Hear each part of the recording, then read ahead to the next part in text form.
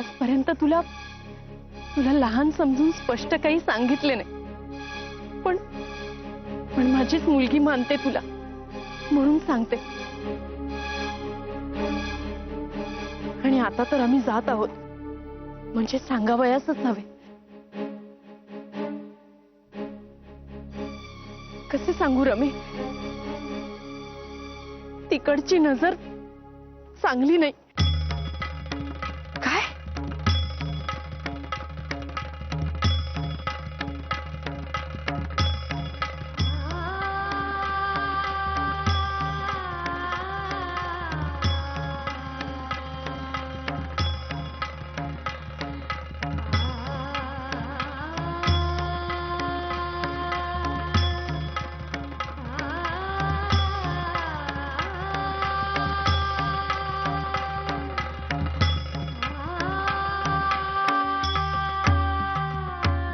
असे आहे सगळे. पण पण मी तुला सगळे सांगितले म्हणून तू अवसान मात्र गाळू नकोस.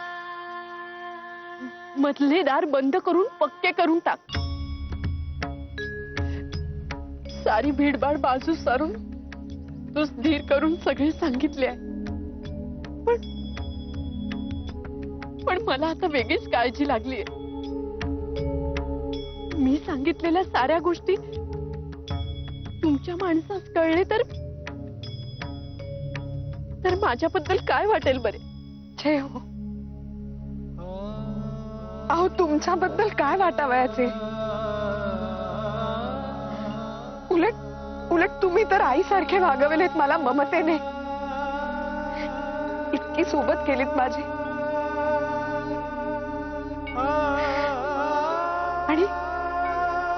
आणि गिरिजाबाईंनी आज हे सांगून तर जे उपकार केले आहेत ना तुम्ही माझ्यावर, ते मी आयुष्यात कधीही विसरणार नाही. रमी, चल मी निघते. आमच्याकडे केव्हा काय घडेल याचा नेम नाही. तू काळजी घे. एवढेच काय ते करू शकते गो मी तुझ्यासाठी.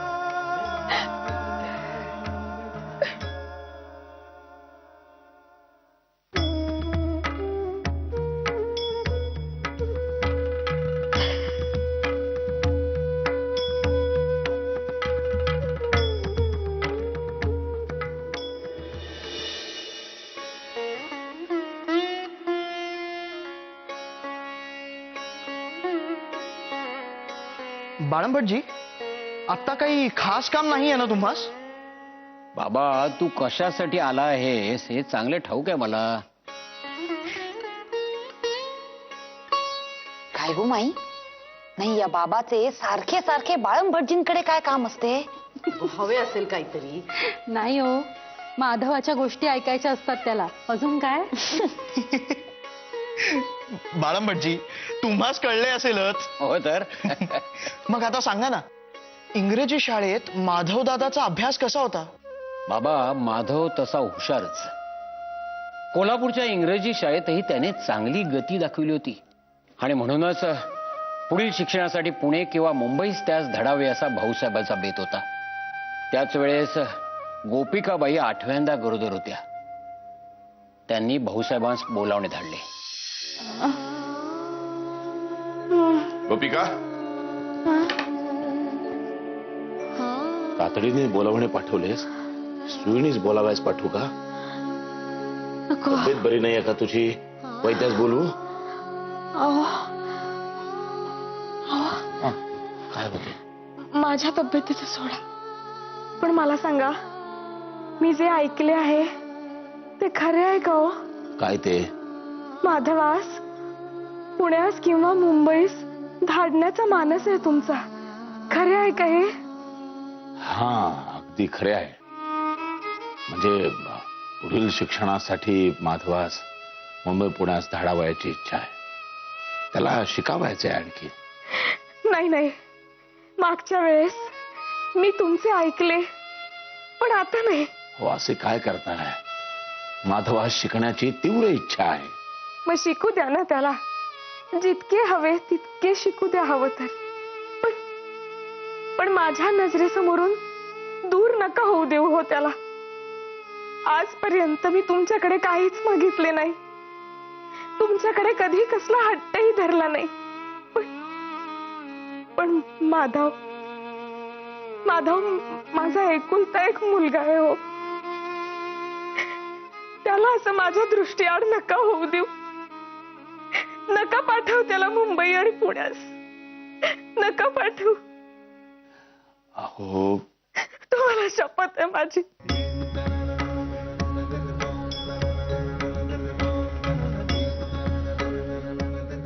काय बोलला ते तुम्ही? नको ते बोलला तो. सगळ्याच प्रयत्नांवर पाणी फिरले, शपथ घातलीत, पण तुमची शपथ मोडायची ताकद माझ्यामध्ये नाही. माधवास मुंबई पुण्यात जाऊन पुढील शिक्षण घेण्याची तीव्र इच्छा होती. मुलगा अत्यंत हुशार आहे, तल्लख आहे, सात्विक आहे. काय काय केलं ते तुम्ही? तुमची शपथ मी मोडो किंवा न मोडो, पण माधवाचे भविष्य काळ्या डोहात ढकलून दिलेत तुम्ही, एवढे मात्र खरे.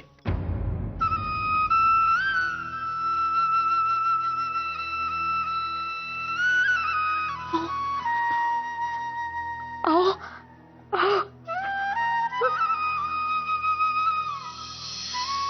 माधवास इंग्रजी शाळेत घालून त्यास काळ्या डोहात ढकलले की काय असे वाटून गोपिकाबाईंनी त्याचा धसका घेतला की काय काही कळेना. पण ते त्यांचे 8वे बाळंतपण होते आणि त्याच धक्क्यात त्या गेल्या हे खरे. त्या गेल्या आणि त्यांची शपथही सुटली. त्या गेल्या हे दुर्दैवच, पण त्यानंतर माधवाच्या पुढील शिक्षणाचा मार्ग मात्र मोकळा झाला.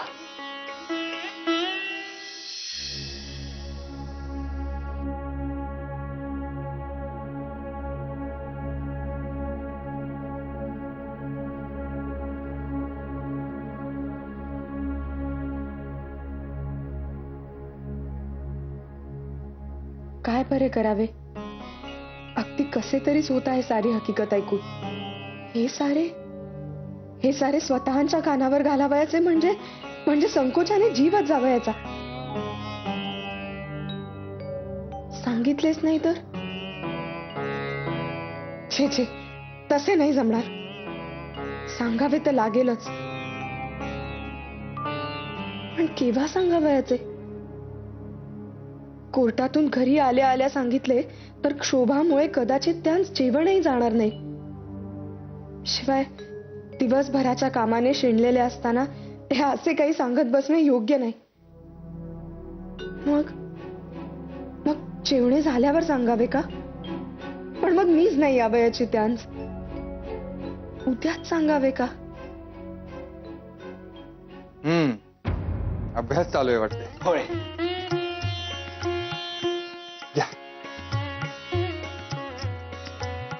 क्या बा, कसा गेला आजचा दिवस? व्यवस्थित.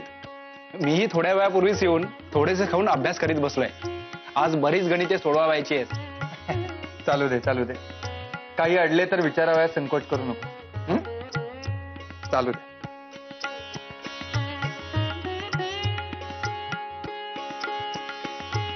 रमाबाई, आज कचेरीत मोठीच मौज झाली.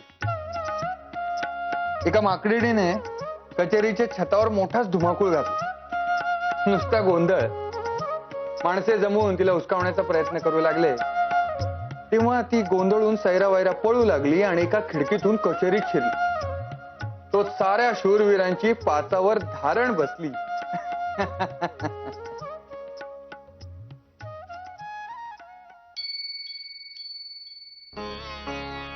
काय झाले? माहेरून काही पत्र आले का? नाही. मग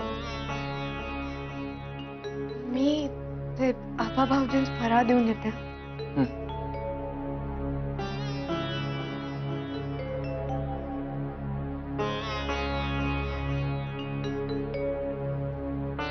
काहीतरी गंभीर कारण दिसते आहे. आबा तर म्हणाला थोड्या वेळापूर्वीच खाऊन अभ्यासात बसलो. कळेलच.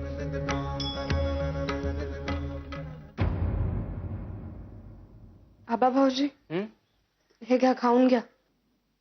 काय फराळ. वहिनी, अहो काय झालंय? थोड्या वेळापूर्वीच तुम्ही दिला होतात ना मला फरार. वहिनी, हो हो हो, मी आज माझे ना लक्षच नाहीये आज कशात. माझ्याकडून काही कमी जास्त झाल्यास तर मानून घेऊ नका. हा, पण असं झाले तरी काय? नाही काही नाही. तुम्ही अभ्यास आटपा लवकर, म्हणजे कुठेतरी फिरावयास जाता येईल. हो का? मी आटोपतो भराभर. बग्गीतून जातानाच सांगावी दुपारची हकीकत. रात्रीपर्यंत आपल्याला काही धीर धरवायचा नाही. असाही स्वतःना काहीतरी संशय आलेलाच दिसतोय. छे, त्या अधमपणाच्या जाणीवेने अगदी शहारा येतो आहे आणि संतापही होतो आहे जीवाचा. स्वतःच्या कानावर घातल्याशिवाय मनावरचे ओझे काही हटावयाचे नाही.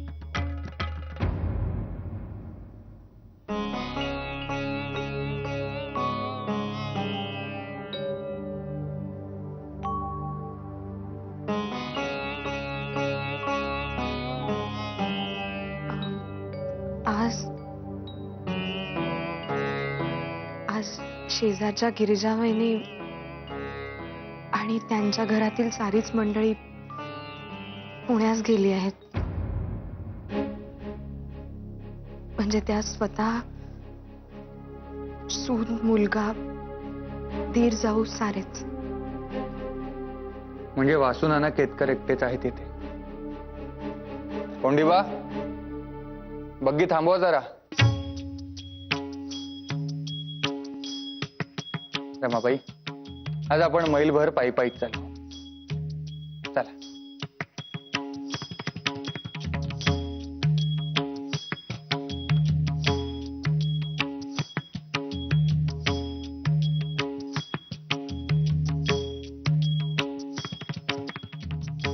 आबा, असे कर, हे घड्याळ घे. किती वाजले ते नीट पाहून घे आणि खिशात ठेव. आणि मग या मैलापासून त्या मैलापर्यंत धावत जाण्यास किती वेळ लागतो ते नीट पाहून ठेव. आणि आम्ही आलो की आम्हा सांग. हो दादा, मी मोठा झालो म्हणजे असेच घड्याळ कोटावर लावणार आहे. जा.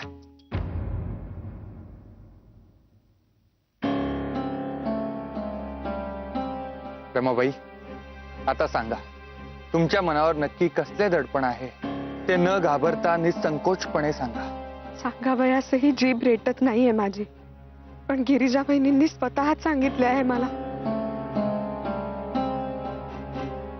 आपल्या आपल्या आदम शेजाऱ्याने स्वतःहूनच धाडले आहे आपल्या बायको मुलांस पुण्यास. कारण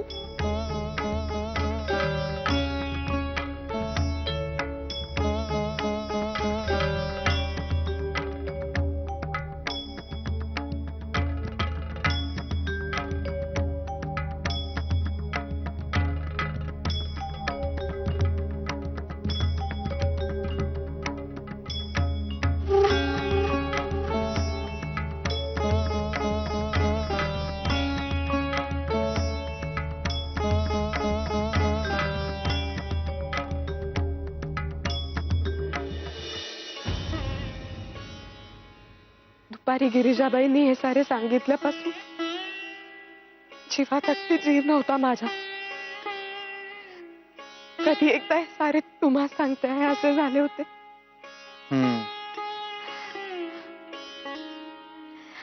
आपण कोर्टात असता दिवसभर, आबा भाऊजी देखील शाळेत गेलेले असतात. मी एकटीच असते हो घरी.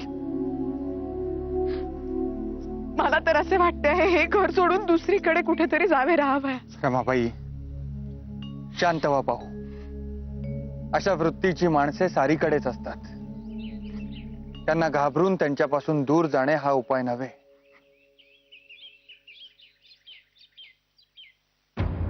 रमाबाई, हो, बराच वेळ झाला आपण चालतो आहोत, परंतु आबा कुठे दिसत नाही. किंवा ना एक मैलाचे अंतर तर पार सुद्धा केले आपण. अगो बाई, ते जे धावत सुटले ते थांबलेच नाहीत की काय? नाही नाही, आपणच बोलण्याच्या नादात भलत्याच दिशेने आलो. चला मागे फिरा. या.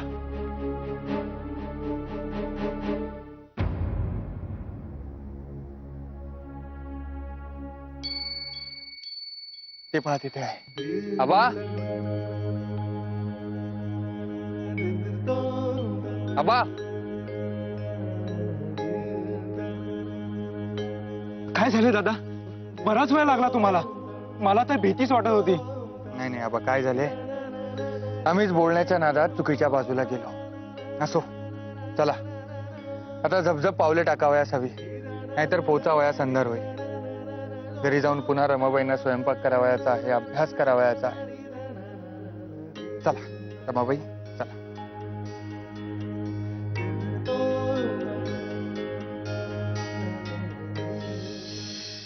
पांडुबा, तुम्हाला सगळे सांगितलेस असे म्हणतोयस खरे, जी जी.